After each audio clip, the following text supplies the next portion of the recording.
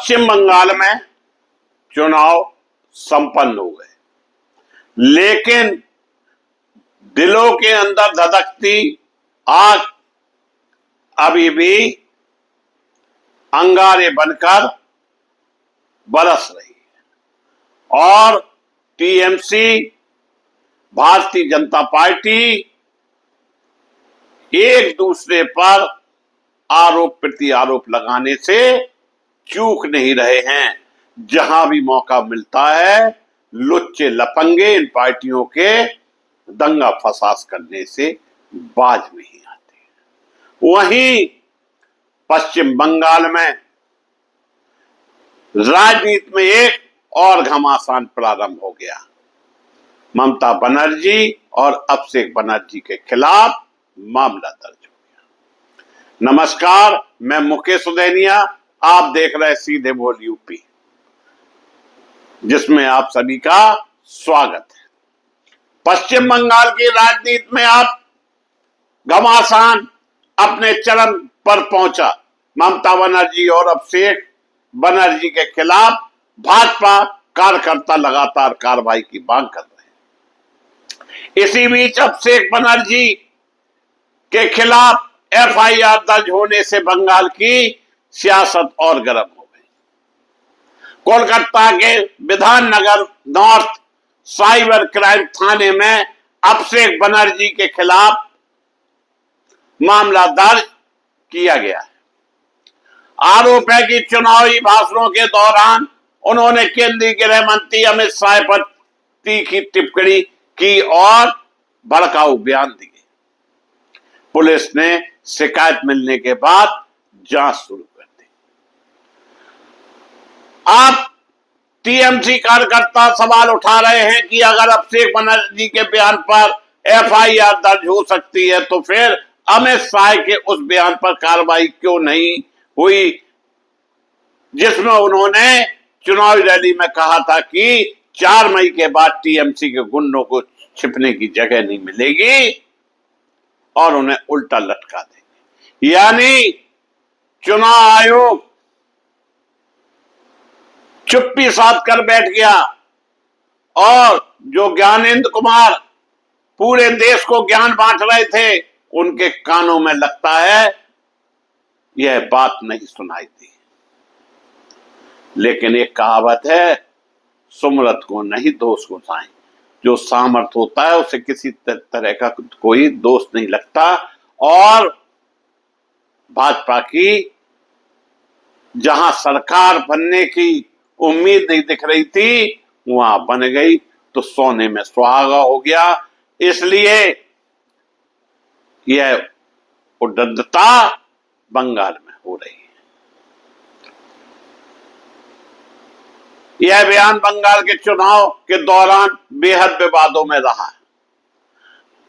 दूसरी तरफ टीएमसी नेताओं का आरोप है कि भाजपा केंद्रीय एजेंसियां और पुलिस का इस्तेमाल कर राजनीतिक दबाव बना रही हैं। वहीं भाजपा का कहना है कानून अपना काम कर रहा है और जिसने भी भड़काऊ भाषा का इस्तेमाल किया है उसके खिलाफ कार्रवाई होनी चाहिए। बंगाल में चुनावी हार जीत के बाद माहौल पहले से ही तनावपूर्ण बना हुआ है।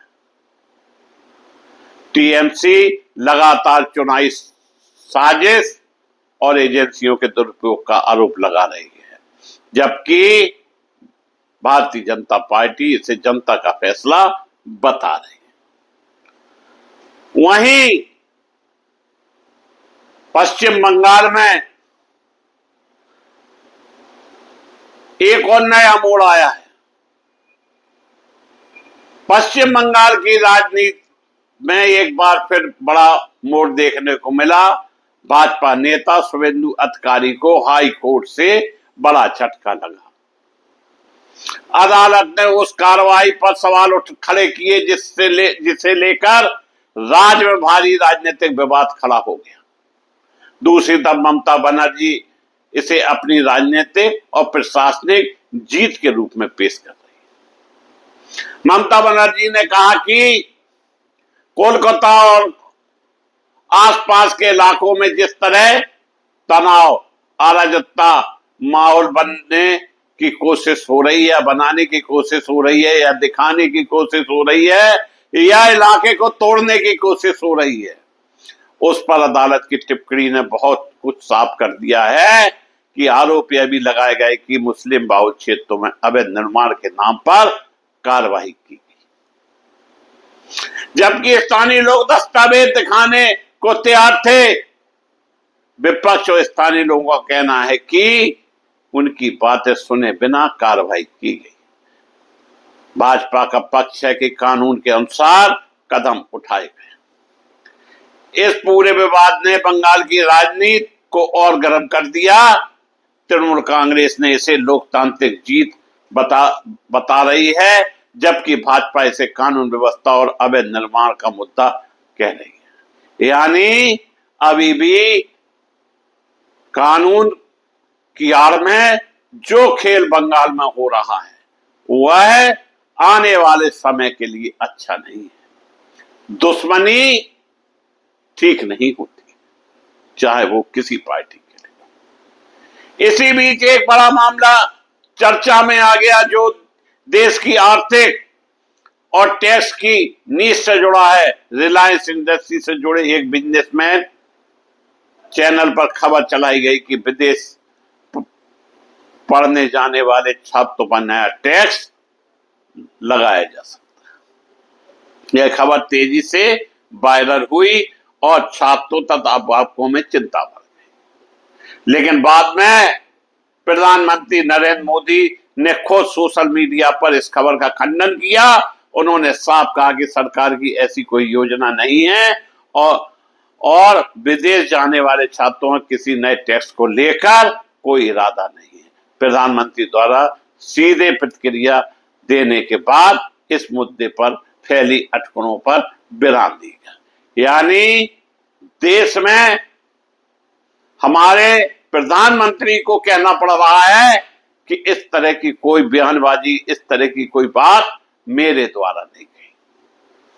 और बंगाल में जो कुछ हो रहा है वह निश्चित तौर पर दोस्तों ये किसी पार्टी के नहीं होते, ये वो उचक्के होते हैं जिन्हें सिर्फ उपद्रव से मतलब, किसी की जान चली जाए, किसी की बेटी की इज्जत लुट जाए, किसी का घर परिवार बर्बाद हो जाए, किसी का रोजगार छूट जाए, इससे इन लोगों को कोई लेना देना नहीं।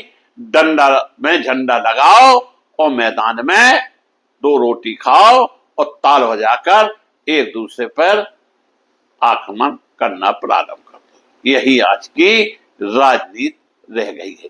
देखना यह है जिस तरह से ममता बनर्जी, अभिषेक बनर्जी को कानूनी दायरे में ले आकर जो एफआईआर हुई है उस एफआईआर से क्या ममता बनर्जी या अभिषेक बनर्जी जेल जा सकते हैं।